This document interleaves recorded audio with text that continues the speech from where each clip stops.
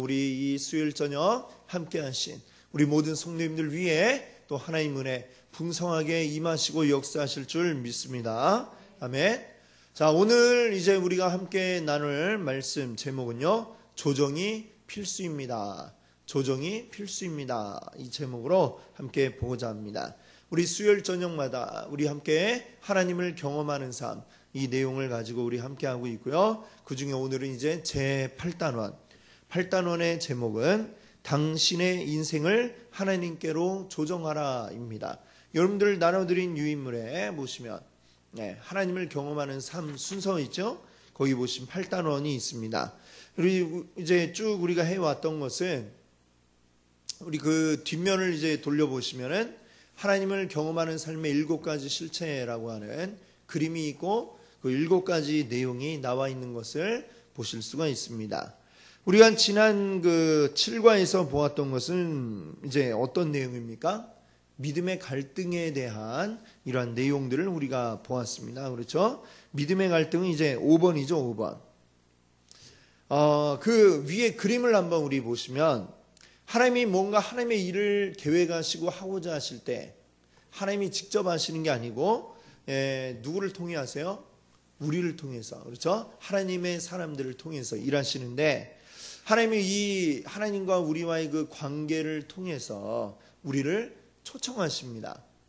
초청하신다는 얘기는 하나님이 앞으로 뭘 할 건가, 이 일을 그 사람에게 보여주시거나 알려주시거나 이렇게 한다는 얘기죠.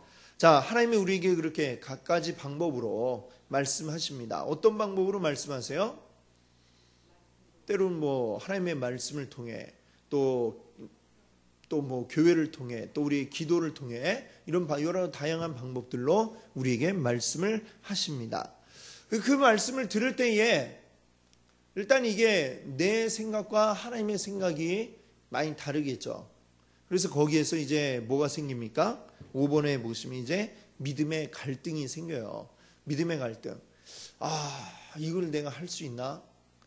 아니면 내가 이걸 꼭 해야 되나? 이런 생각이 우리에게 들죠. 자, 그때에 하나님의 일이 이루어지려면 어떻게 해야 됩니까? 결국은 이제 내 생각은 이 길로 가는 거였다 하면 하나님의 생각이 이쪽이다 그러면 결국 이 갈등이잖아요. 난 일로 가고 싶은데 하나님 자꾸 일로 가려고 한다. 가라고 하신다. 그때에 하나님의 일이 이루어지려면 이쪽으로 가도록 방향을 조정을 해야죠. 이렇게 조정이 우리에게 필요하다는 것입니다. 그리고 그 조정을 통해서 조정한다는 게 곧 어떻게 한다는 얘기예요? 이쪽 길로 가겠다 그 얘기죠. 그게 곧 순종이고 순종을 통해서 우리는 어떻게 됩니까? 하나님이 하시는 일을 경험하게 된다라고 하는 것이죠. 참 쉽죠. 자, 참 쉬운데 이게 참 이 믿음의 갈등 단계에서 넘어가는 게 일단은 참 쉽지가 않습니다. 그래서 여러분들 나눠드린 이 8-1 조정이 필수입니다. 유인물에 보시면 우리에게 두 가지 중요한 전환점이 있다고 그랬어요. 두 가지 중요한 전환점이 있는데 첫 번째는 뭐냐면 우리가 지난과에서 이제 보았던 믿음의 갈등이 이제 우리에게 오는 첫 번째 중요한 전환점입니다. 하나님의 말씀을 딱 들었을 때에 이제 막 밀려오는 이 갈등. 어떻게 해야 되나? 이 길을 가야 되나? 힘들고 어려운 고난의 길이죠. 자, 그 믿음의 갈등이 닥치고 그 다음에 두 번째 전환점은 무엇일까요? 나의 인생을 이제 조정해야 되는 것입니다. 조정해야 되는 이러한 갈등이 우리에게 있는 것이죠. 자, 성경을 보면 항상 하나님의 일이 이루어질 때에는 그냥 내가 내 자리에 그대로 머물러 있어서는 아무 일도 일어나지 않았다는 것을 우리가 알아야 하겠습니다. 내가 내 자리에 가만히 있을 때에는 아무 일도 일어나지 않습니다. 그 자리를 박차고 일어나서 하나님이 가라 하시는 그 길로 갈 때에 하나님의 일들이 나타나게 되었다는 것을 오늘 우리가 기억해야 되겠습니다. 자, 그래서 질문 1번을 보세요. 당신에게 믿음의 갈등이 일어날 때 믿음이 있다면, 갈등이 일어날 때 믿음이 있다면 그러면 그 믿음을 표현하는데 나에게 무엇이 더 요구될까요? 자, 무엇이 요구될까요?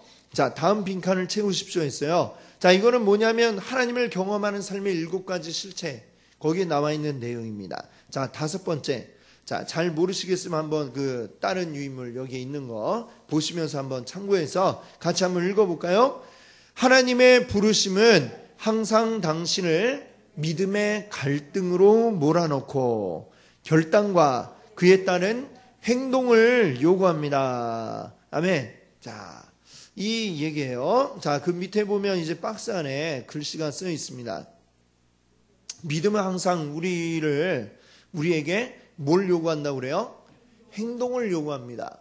믿느냐? 믿는다면 거기에 따른 행동이 있어야 되는데 이 행동은 어떻게 이루어지느냐? 자, 이 행동을 할 때의 첫 번째 우리가 하게 되는 행동은 뭐냐면 바로 조정하는 것입니다. 조정.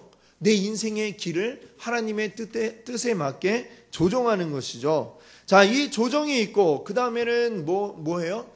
방향만 이렇게 딱 하고 가만히 있으면 돼요? 방향만 돌리고 가만히 있으면 됩니까? 가야죠, 그 길을. 그렇죠. 그게 바로 순종입니다. 그래서 이 행동은 뭐냐? 조정 더하기 순종. 이 두 가지가 함께 이제 나의 이루어지는 그 행동이다라고 이렇게 이야기할 수가 있겠습니다. 자, 우리 성경에도 보면 많은 하나님의 일을 이루었던 사람들을 보면 이대로 이 공식대로 이루어졌구나라고 하는 것을 우리가 볼 수가 있습니다. 자, 노아 창세기 그 6장부터 이제 보세요. 노아는 어떻게 했습니까? 노아가 만약에 평상시 삶대로 그냥 계속 살아가려고 했다면 방주는 만들 수 없었겠죠. 그렇죠? 노아가 500세 될 때까지 지내왔던 그의 삶의 방식대로 끝까지 살아가고자 했다면 그는 방주를 만들 수 없었을 겁니다. 사람들이 미친놈이라고 하고 욕을 해도 산 꼭대기에다가 방주를 지을 때 하나님의 명령을 따라서 거기에 짓기로 순종하고 그리고 행동했을 때에 그 방주는 만들어질 수가 있었던 것이죠. 자, 또 아브람. 아직 하나님께 아브라함이라고 이런 이름을 받기 이전에 아브람, 갈대아 우르에 살던 아브람이죠. 그는 어땠습니까? 그는 이미 거기에서 모든 삶의 터전이 다 거기에 있었죠. 갈대아 우르에. 자기 친척들도 거기에 있고 자기 생업도 거기에 있고 자기가 먹고 살 수 있는 모든 길이 다 그곳에 있었습니다. 근데 그걸 다 버리고 하나님이 너는 내가 너에게 지시할 땅으로 가라. 이 말씀만 믿고 따라갔습니다. 만약 그 말을 따라가지 않고 그대로 갈대아 우르에서 하나님 복 주시면 안 됩니까? 하고 머물러 있었더라면 어떻게 되었겠어요? 그는 가나안에 갈 수도 없었고 지금 우리가 생각하는 것과 같은 믿음의 조상이 될 수도 없었을 것입니다. 자, 모세는 또 어땠습니까? 하나님이 모세를 부르실 때에 그는 양을 치던 목자가 되었죠. 미디안에 그 목자가 되어가지고 양을 치고 있었습니다. 거기에서 하나님이 가시떨기 불붙는 그 가운데에 부르셨죠. 그때 이제 뭐 전 나이 80에 뭘 하겠습니까? 이 나이 들어갖고 양 치기도 힘든데 무슨 제가 이스라엘 사람들을 이끌어내겠습니까? 이렇게 만약에 그가 이야기하고 주저앉았더라면 저는 그냥 양이나 칠랍니다. 이랬더라면 이스라엘이 홍해바다를 건너고 가나안으로 가는 일은 그때에 일어날 수가 없었겠죠. 자, 다윗은 또 어떻습니까? 다윗은 원래 양을 치던 목자였지만 그때 하나님이 이 다윗을 부르셨죠. 자, 그 양떼를 떠나서 이제 하나님의 부르심에 응답하고 나아갈 때에 그가 이스라엘의 왕이 될 수가 있었습니다. 자, 아모스는 또 어떻습니까? 아모스서를 보면 아모스가 자기 자신을 뭐라고 이야기하면 나는 뽕나무를 치는 자요 목자라 이렇게 얘기합니다. 뽕나무를 배양하고 양을 치던 사람이 자, 더군다나 그 아모스는요 남쪽 유다의 지역에서 살던 사람입니다. 근데 하나님이 이 유다의 아모스를 어디로 보내셨냐면 북이스라엘로 보내셨어요. 북이스라엘에 가가지고 하나님 말씀을 전하라고 했습니다. 하나님, 저는 유다 사람인데요. 그리고 쟤는 그냥 양이나 치고 뽕나무나 돌보는 사람인데 쟤 무슨 그런 일을 합니까? 라고 했더라면 그 북이스라엘에 가서 하나님 말씀 선포할 수 없었겠죠. 자, 하나님을 말씀을 전하기 위해 떠날 때에 자기 양떼와 뽕나무 다 내버려 두고 그는 가야만 했습니다. 자, 또 요나는 어땠습니까? 요나가 니느웨에서 그 하나님 말씀을 전하기 위해서, 니느웨는 어디예요? 바로 아수르의 수도였습니다. 아수르, 매일같이 이 이스라엘을 괴롭히던 아수르의 수도, 원수의 그 본거지죠. 근데 거기에 가가지고 말씀 전해라. 이 요나가 처음에는 그게 도저히 이해도 안 되고 용납도 안 되어가지고 그냥 도망가려고도 했습니다만, 결국 그 니느웨에서 외쳐라 하나님 말씀대로 하기 위해서 어떻게 해야 됐어요? 자기 생각을 다 버리고 그리고 하나님 말씀에 순종했죠. 물론 그러기 위해서 큰 경험을 해야 했습니다. 그렇죠? 물고기 뱃속에 들어가는 그런 일이 있었습니다만, 그걸 위해서 결국은 다 자기 생각, 이 원수놈들 죽으면 좋겠는데 오히려 하나님 말씀대로 멸망하면 좋겠지만 하나님 그래도 사랑한다, 나도 그들까지도 사랑한다, 이 말씀하시니까 다 버리고 자기의 미움도 내려놓고 가서 복음을 전했습니다. 자, 그리고 예수님의 제자들 베드로, 안드레, 야고보, 요한, 이들은 원래 뭐 하던 사람들이에요? 원래 물고기 잡던 어부들이었죠. 어부들. 자, 그런데 예수님께서 내가 너를 사람 낚는 어부가 되게 하리라 할 때에 이들이 어떻게 했습니까? 다 버려뒀다고 그랬습니다. 자기들이 타고 있던 배, 물고기 잡던 그물, 이거 다 버리고 그들이 예수님을 쫓았습니다. 자, 그렇게 해서 그들이 제자가 될 수 있었습니다. 또 마태는 직업이 뭐였다고 그러죠? 세리. 네, 세리죠. 자, 세리로서 말하자면 그 시대의 직업 중에는 그래도 굉장히 돈 많이 벌던 직업이 세리였습니다. 물론 사람들한테 욕을 먹지만 어쨌거나 그 잘 나가는 직업을 다 때려치고 예수 그리스도를 쫓았습니다. 그렇게 해서 예수님의 제자가 될 수 있었던 것이죠. 자, 그리고 사울, 가로 열고 나중에 바울이 된 그 사람, 그렇죠? 자, 이 바울, 이전에 사울은 이방인에게 복음을 전하는 데 쓰임받기 위해서 어떤 변화를 겪었습니까? 인생의 방향이 완전 180도 바뀌는 그런 경험을 하게 되었습니다. 예수 믿던 자들을 때려 죽이던 그 사울이 완전히 방향이 바뀌어갖고 오히려 그의 입술로 예수님을 그리스도라고 전하는 이러한 사람이 되었다라고 하는 것이죠. 자, 이 외에도 다른 사람들도 더 많이 예를 들 수 있지만 그 예를 다 일일이 찾아서 들려면 시간이 부족하기에 이 정도만 우리가 생각을 해 보겠습니다. 자, 이분들, 이 성경에 나오는 이 위인들 볼 때에 어떻게 했습니까? 그들이 어떻게 해서 하나님의 일에 쓰임받을 수 있었죠? 하나님 일에 쓰임받기 전에 그들은 반드시 그 이전에 하던 것들을 다 내려놓거나 버리거나 자기 인생의 방향을 전혀 반대로 바꾸는 이러한 결단이 그들에게 일어나야만 했습니다. 이 조정이 일어나야 했다는 것이죠. 자, 이 바다 가운데서 배가 쫙 달릴 때에 항상 이 방향을 점검을 하죠. 쭉 보다가 1도만 이게 각이 바뀌어도 끝에 가면은 굉장히 달라지게 됩니다. 정확하게 이 길을 조정해서 찾아 나가는 작업이 필요한데, 자, 우리 인생에도 이러한 조정의 순간이 찾아온다는 것이죠. 하나님께서 믿음의 갈등을 우리에게 주실 때 그때에는 내 길이 지금 이쪽이 아니고 이쪽이구나, 이걸 조정을 해가지고 우리가 맞추어 나가는 이 작업이 우리에게 필요하다라고 하는 것입니다. 자, 오늘 아까 우리가 처음에 읽었던 누가복음 14장 33절 말씀은 예수님께서 예수님의 제자가 되려면 어떻게 해야 되느냐, 어떤 조정을 해야 되느냐, 이거를 우리에게 말씀하고 있습니다. 자, 위에 있는 그 말씀을 우리 한번 같이 다시 한번 읽어볼까요? 누가복음 14장 33절입니다. 이와 같이 자기의 모든 소유를 버리지 아니하며. 아멘. 그렇습니다. 자, 예수님이 제자가 되려면 어떻게 된다고 그랬습니까? 자기 모든 소유를 버려야 한다라고 그랬습니다. 자기 모든 소유를 버린다는 게 비단 가지고 있는 어떤 재물의 문제만이 아닐 겁니다. 돈이나 집, 차 이런 걸 버려라. 그것뿐만이 아니라 내 생각, 내 의지, 내가 계획한 나의 인생 계획, 이 모든 것들을 다 내려놓고 버리지 않으면 우리는 하나님 말씀대로 그 일을 이룰 수가 없는 것이죠. 내 계획도 이루고 하나님 계획도 이루겠다.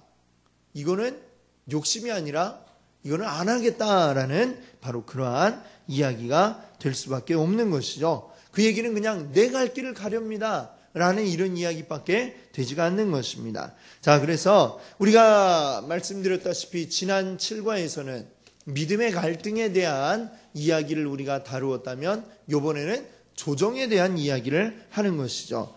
자, 하나님을 경험하는 삶의 7가지 실체, 거기에서 이제 5번이 믿음의 갈등에 대한 것이었고 6번이 이제 조정에 대한 것입니다. 자, 이것을 한번 생각하면서 한번 빈칸을 한번 다시 한번 메워보면서 한번 읽어보겠습니다. 자, 5번 하나님을 경험하는 삶의 7가지 실체 가운데 5번입니다. 자, 읽어볼까요?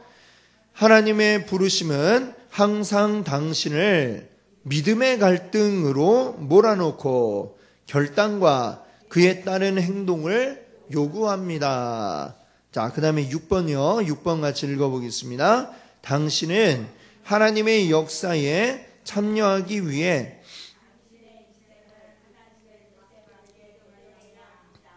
아멘. 그렇습니다. 자, 하나님 역사에 참여하려면 하나님 일하시는 걸 우리가 보려면 어떻게 된대요? 내 인생을 하나님의 뜻에 맞게 조정해야 된다. 조정해야 된다. 오늘 이렇게 말씀하고 있습니다. 앞서 우리가 살펴본 성경 속 인물들의 경우에서도 마찬가지죠. 다 그들은 한 번씩 자신의 인생을 하나님께로 맞춰서 조정하는 이러한 일들을 했습니다. 그랬기 때문에 그들이 하나님의 일하심을 볼 수가 있었던 것이죠. 그것도 아주 전혀 예상치도 못한, 상상치도 못한 그런 일들을 하라고 하십니다.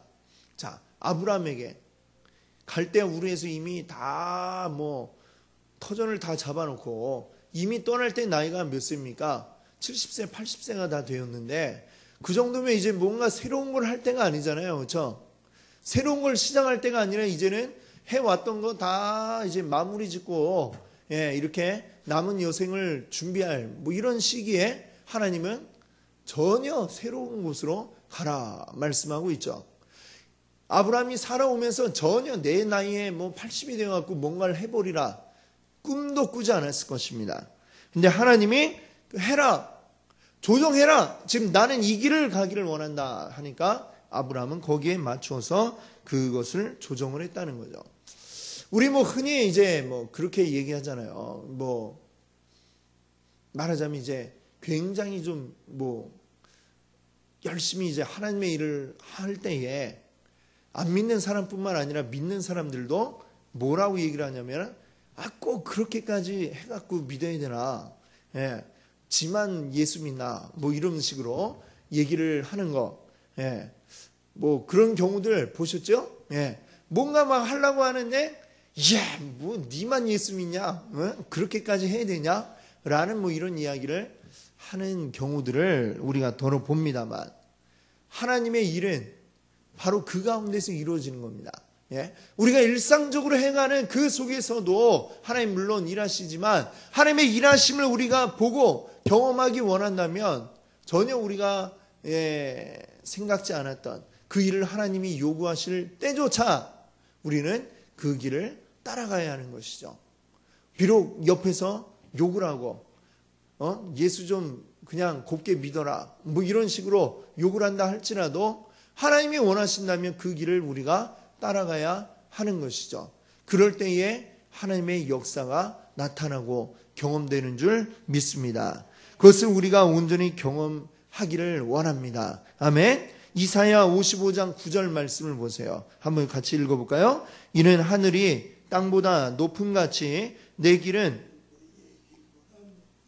내 생각은 너희의 생각보다 높음이니라. 아멘. 사람이 일반적으로 하는 생각, 그건 어디까지나 사람의 생각이고, 사람이 가능한 이성적인 생각, 이거는 하나님의 생각에 미치지 못합니다. 1페이지 맨 밑에 있죠. 예. 하늘이 어때요? 땅보다 높지 않습니까? 하늘이 아무리 낮아도 땅보다는 높죠. 그것처럼 하나님의 길은 우리가 생각하는 그 길보다 높고, 내 생각은, 하나님의 생각은 우리 사람의 어떤 생각보다도 높다라고 하는 것이죠. 내가 이해할 수 있는 만큼의 하나님, 그것은 그냥 내가 이해할 수 있는 만큼 내 생각의 하나님이지 참 하나님, 살아계신 하나님의 전부는 아닙니다. 우리 하나님은 우리의 생각을 뛰어넘는 분이시고, 우리 하나님은 우리의 이성을 뛰어넘는 분이시고, 내가 상상할 수 없는 더 큰 힘과 능력을 가진 분이시기에 우리가 그 모든 것을 다 알지를 못합니다. 내가 알지 못한다고 해서 하나님이 안 계시냐? 그렇지 않습니다. 여러분께 종종 예로 이제 설명을 드립니다만, 우리가 요새는 다 누구나 가지고 있는 휴대폰. 근데 휴대폰 우리 얼마나 잘 씁니까? 그렇죠? 예. 근데 이 휴대폰이 어떻게 해서 이렇게 작동이 되는가? 여러분 그 원리를 다 아십니까? 예. 아니면 다 그거를 이해하고 계십니까? 아니죠. 우린 몰라요. 도대체 이 속에서 무슨 일이 일어나는지, 무슨 원리로 지금 보이지도 않는데 어떻게 이 전파가 지금 터져서 전화가 걸려오는지 나는 알지 못합니다. 이해하지도 못하고. 그러나 그렇다고 해서 휴대폰이 사용할 수 없는 겁니까? 우리가 몰라도 우리가 사용할 수 있는 것처럼, 또 충분히 존재하고 있는 것처럼, 눈에 보이지 않지만 어떤 전파가 지금 이 핸드폰에 신호를 보내서 전화가 울리게 하는 것처럼, 우리 눈에 보이지 않고 내 머리로 이해가 되지 않아도, 그러나 우리 하나님은 계시고, 우리 하나님은 일하시고, 내가 이해할 수 없는 방식으로 여전히 일하고 계시다라는 것을 우리가 알아야 되겠습니다. 내가 이해할 수 없으니까 하나님 이렇게 안 하신다라고 생각하는 것은, 그거는 나의 큰 교만일 뿐이다라고 하는 것이죠.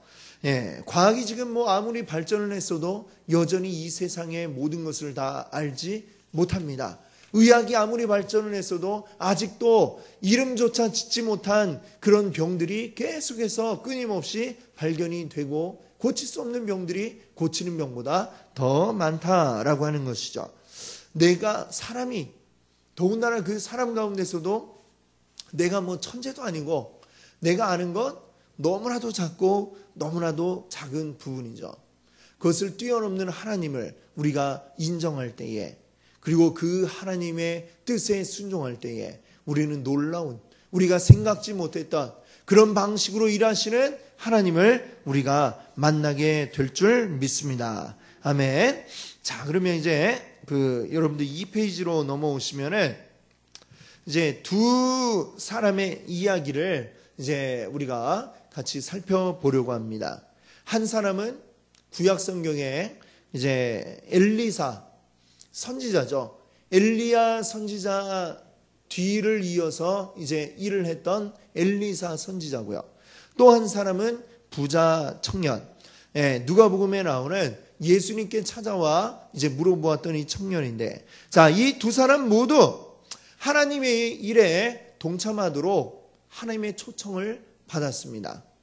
자, 그리고 거기에 이들이 어떻게 반응했는가라는 것을 한번 우리가 같이 한번 보도록 하겠습니다. 자, 한번 보시죠. 우리 엘리사의 이야기는 열왕기상 19장 15절부터 21절에 나와 있는데, 우리 한번 교독으로 한번 읽어보겠습니다. 15절부터 한번 제가 읽어보겠습니다.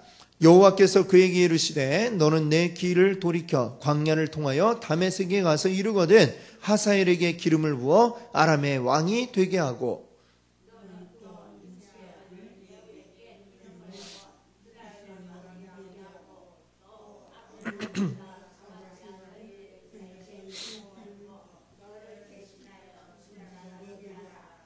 하사엘의 칼을 피하는 자를 예후가 죽일 것이요 예후의 칼을 피하는 자를 엘리사가 죽이리라.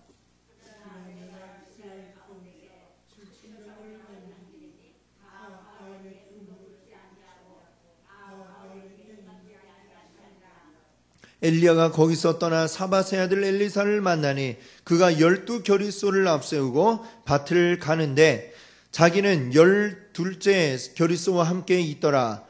엘리야가 그리로 건너가서 겉옷을 그의 위에 던졌더니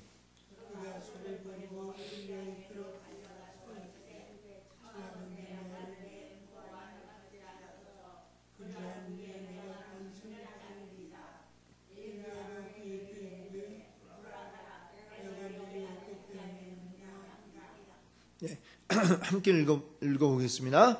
엘리사가 그를 떠나 돌아가서 한 겨릿소를 가져다가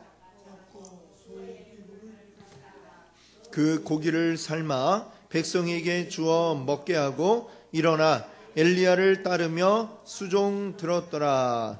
아멘. 자, 여기 보니까 지금 엘리사에게는 어떤 그 요구가 지금 들어오고 있어요. 하나님께서 뭘 하라고 하십니까? 엘리야를 통해서 지금 엘리사에게 어떻게 되라고 하시는 얘기죠?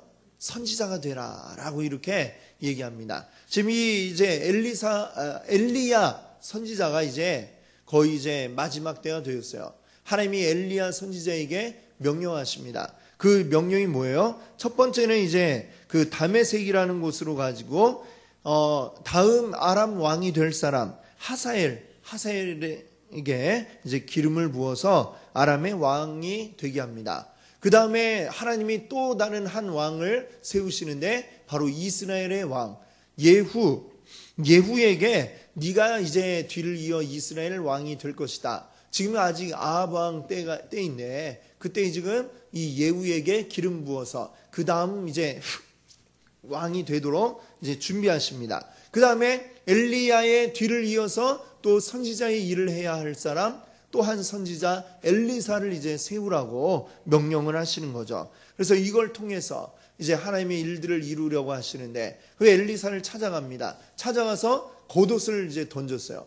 자, 엘리야의 겉옷이라는 거는 선지자의 이제 겉옷은 그 선지자의 어떤 상징이고 능력의 상징과도 같은 그런 것입니다. 실제로 이제 보면 엘리야가 나중에 이제 엘리야는 죽지 않고 이제 하늘로 올라갔잖아요. 근데 그 마지막 그 길에 요단강을 건널 때에 어떻게 했냐면 요단강가에서 겉옷을 가지고 이렇게 팍 이렇게 물을 치니까 물이 쫙 갈라져 갖고 그냥 건너갔다는 얘기가 나오죠.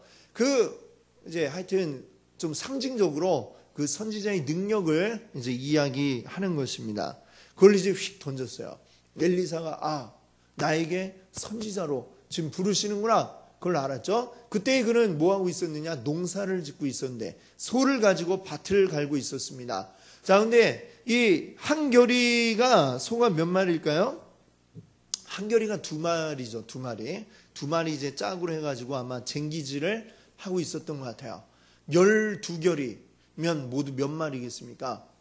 소 24마리로 일을 할 정도면 굉장히 큰 밭을 이제 가는 굉장한 이제 땅 부자쯤 되지 않았을까요? 24마리 가지고 지금 밭을 갈 정도니까 굉장히 큰 농사를 짓는 사람이었습니다. 자, 그런데 그에게 가자! 지금 얘기를 한 거예요, 엘리야가. 그러니까 어떻게 해요? 우리 부모님께 인사는 드리고 가게 해주세요. 인사하고 그 다음에 어떻게 했냐면 이 소 24마리 이게 작은 수가 아니죠. 소 24마리가. 지금도 이 소 24마리면 보통 이 큰 재산인데 아주 큰 재산이죠. 근데 그거를 다 그냥 버렸다고 그랬어요. 버리고 그 다음에 어떻게 했습니까? 그 중에 한겨리 2마리는 잡았어요. 잡아가지고 소를 이제 고기를 삶아서 이 동네 사람들에게 다 나눠주고 농기구는 불살라버리고 이게 지금 뭘 의미하는 겁니까? 예, 선지자로 가는데 이제 다시 돌아오겠다는 거야, 안 돌아오겠다는 거야? 안 이제 농사는 나와는 끝이니까. 그러니까 소도 버려두고 그 소 잡아가지고 그냥 사람들에게 먹으라고 나눠주고 농기구는 다 불태워버렸다. 다시 돌아갈 길을 남겨놓지 않고, 여지를 남겨놓지 않고 그냥 아예 다 올인한 거죠. 하나님에게로. 예, 돌아갈 여지를 남겨놓지 않았어요. 혹시 따라가서 해보고 안 되면 뭐 또 오고, 이게 아니라 완전히 그냥 돌아올 여지가 없이 그냥 정리를 싹 해버리고 하나님의 선지자로 부름받아서 나아갔다라고 하는 것입니다. 이게 엘리사의 반응이었어요. 자, 그럼 그 부자 청년은 어땠느냐? 한번 읽어볼까요? 우리 누가복음 18장 18절부터 27절인데 제가 한 절, 여러분들이 한 절 읽습니다. 어떤 관리가 물어 이르되 선한 선생님이여 내가 무엇을 하여야 영생을 얻으리이까?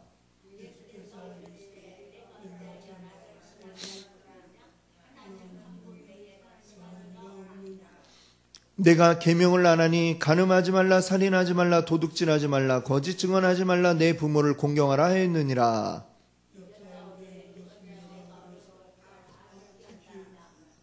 예수께서 이 말을 들으시고 이르시되 내게 아직도 한 가지 부족한 것이 있으니 내게 있는 것을 다 팔아 가난한 자들에게 나눠주라. 그리하면 하늘에서 내게 보화가 있으리라. 그리고 와서 나를 따르라 하시니.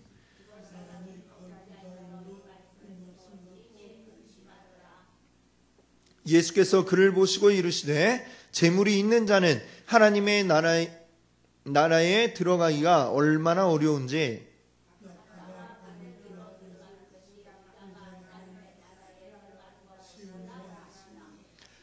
듣는 자들이 이르되 그런즉 누가 구원을 얻을 수 있나이까? 함께 읽습니다. 이르시되 무릇 사람이 알 수 없는 것을 하나님은 하실 수 있느니라. 아멘. 자, 이 부자 청년을 보세요. 이 부자 청년도 역시 예수님께 찾아왔다는 것은 뭔가 예수님을 통해서 뭔가 얻기를 원하는 마음이 있었을 겁니다. 그가 물었어요. 또 영생을 어떻게 해야 얻겠습니까? 라고 물어봤어요. 그렇죠? 그랬더니 이제 예수님이 대답을 하십니다. 자, 여러 가지 계명들을 이제 말씀해 주셨어요. 10계명이 나오는 말씀들이죠. 아주 기본적인 건 네가 하나님 말씀을 잘 따라 지켜야 된다라고 하는 말씀을 하신 겁니다. 그랬더니 이 사람이 저는 어려서부터 잘 교육을 받고 그래서 율법들 안 어기고 잘 지켜왔습니다. 다 지켰습니다. 이러니까 예수님이 그를 이제 쫙 지켜보시면서 예수님 사람을 딱 보면 그 사람의 모든 걸 다 아시지 않습니까? 그렇죠? 그 사마리아의 사마리아 여인도 만났을 때 예수님이 뭐 사전에 어떤 그 여인에 대한 정보를 뭐 미리 알고 만나신 게 아닌데 딱 만났을 때 예수님 벌써 다 알고 계셨죠. 남편이 지금 몇이나 있었고 예수님 다 아시는 것처럼 지금 물어보러 온 이 부자 청년도 지금 어떤 상태인가라는 것을 다 압니다. 그가 율법을 다 잘 지키고 계명들을 잘 지키고 열심히 살고 있으나 그에게 하나님보다 더 소중한 게 있으니 그게 뭐예요? 바로 재물이죠. 그의 재산. 이 재산이 그에게는 너무나 소중해서 하나님과 비교를 한다면 오히려 그게 더 소중한 사람이었던 겁니다. 예수님이 그걸 아시고 그에게 말씀하시는 거예요. 내게 있는 것을 다 팔아 가난한 자들에게 나눠주라. 자, 그 사람의 딱 약점이 지금 팍 찔린 거죠. 하나님 말씀대로 살고자 하나 나는 이 재물은 포기 못하는 이 사람, 하나님보다 어쩌면 이 재물이 더 소중한 이 사람에게 그걸 다 팔아서 가난한 자들에게 나눠주고 나를 따르라. 자, 영생 얻고 싶음 그렇게 하고 나를 따라 이렇게 말씀하시니까 이 부자 청년이 고민이 되고 근심이 되었다라고 얘기를 하고 있습니다. 23절 그 끝부분에 보세요. 그 사람이 큰 부자이므로 이 말씀을 듣고 심히 근심하더라. 심히 근심하더라 라고 했죠. 고민을 하는 거죠. 어떻게 이걸 버리나? 이거 어떻게 사람들한테 나눠주나? 내가 이거 먹으려고 어떻게 열심히 일을 했는데 이걸 어떻게 내가 나눠주나 생각을 하다가 아이고 나는 이건 못 나눠주겠네, 못 버리겠네. 자, 영생보다 그에게 뭐가 더 소중했던 거예요? 지금 이 땅에 그의 재산, 재물이 더 소중했던 거죠. 그래서 어떻게 했습니까? 결국 예수님 따라가지 못했죠. 예, 그것입니다. 이 부자는 어때요? 지금 뭔가 이 여지를 계속 남겨두고 싶은 거야. 를 남겨두고 싶은데 이걸 없애버려라 하니까 근심하고 그냥 예수님을 따를 수 없었습니다. 엘리사는 그 반대죠. 엘리야가 엘리사에게 뭐 다른 말 하지 않았어요. 겉옷을 던지며 나를 따라 이러니까 모든 걸 그냥 혹시라도 내 마음이 나중에 흔들릴까 봐 아예 그냥 다 싹 다 버려버리고, 예, 농기구는 불태우고 사람들에게 다 소 잡아갖고 먹여버리고 그러고서는 엘리야 선지자를 따라갔습니다. 이 두 사람의 차이는 뭐예요? 완전히 자기를 다른 모든 걸 버리고 하나님께로 조정을 했는가, 조정을 못했는가라고 하는 바로 그러한 차이인 것입니다.